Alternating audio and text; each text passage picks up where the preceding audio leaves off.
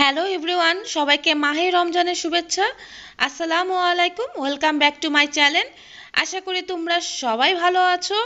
আজ আমি নিয়ে এসেছি তোমাদের কাছে একটি নতুন রেসিপি। কিভাবে মশলা টি তৈরি করা হয় চলো শুরু করা যাক।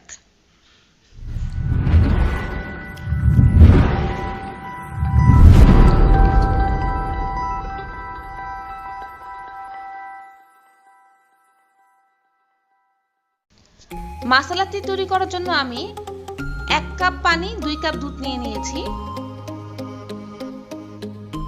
দুধটাকে জাল দিয়ে ঘন করে নিব। দুধটা জাল দিয়ে একটু ঘন হয়ে গেছে। এর মধ্যে লবঙ্গ দিয়ে দিলাম, এলাচি দানা দিয়ে দিলাম। এর মধ্যে হাফ টিস্পুন আদা পেস্ট দিয়ে দিব।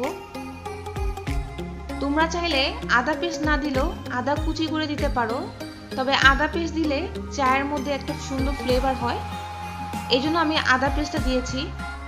আদা কুচিও ইউজ করা যায়। এর মধ্যে এখন দিয়ে দিব 1 টিস্পুন দার্জিলিং টি। এই দার্জিলিং টিটা আমি নিয়ে এসেছিলাম দার্জিলিং থেকে। দার্জিলিং একটা শপ থেকে আমি এই টিটা খেয়েছিলাম, ওখান থেকে এই রেসিপিটা আমার নেওয়া।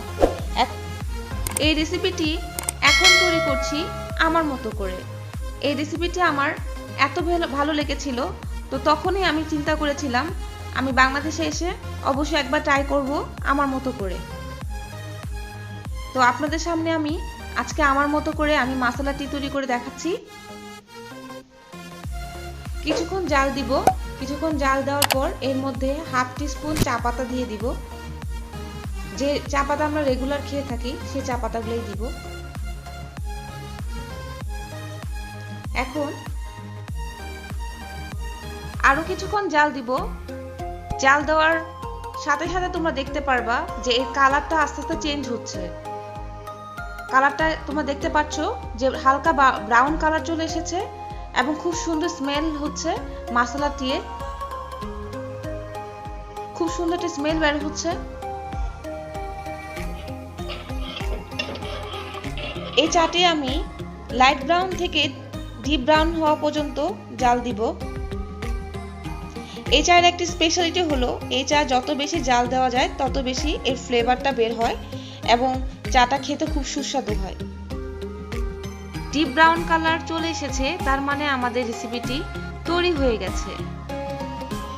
তোমরা দেখতে পাচ্ছ কি সুন্দর একটি কালার এসেছে। একটি কাপে মশলা টিটি ঢেলে নিব। চায়ের কাপে চাটি ঢালার পর এরপর সুগার অ্যাড করব। আপনারা দেখতে পাচ্ছেন আমি এখানে 2 স্পুন সুগার অ্যাড করে নিয়েছি। তোমরা তোমাদের প্রয়োজন মতো সুগার অ্যাড করে নিতে পারো।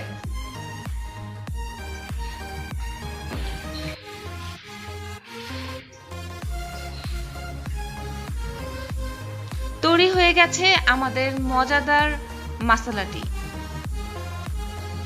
ভিউয়ার্স, যদি আমার এই রেসিপিটি ভালো লেগে থাকে তাহলে শেয়ার করুন আপনার ফ্রেন্ডস অ্যান্ড ফ্যামিলির সাথে। আমার এই চ্যানেলটি সাবস্ক্রাইব করুন। যারা আমার চ্যানেলটি অলরেডি সাবস্ক্রাইব করে ফেলেছেন তাদেরকে অসংখ্য ধন্যবাদ। তবে বেল আইকনটি ক্লিক করতে অবশ্যই ভুলবেন না, কারণ নতুন নতুন ভিডিও আপডেট পাওয়ার জন্য।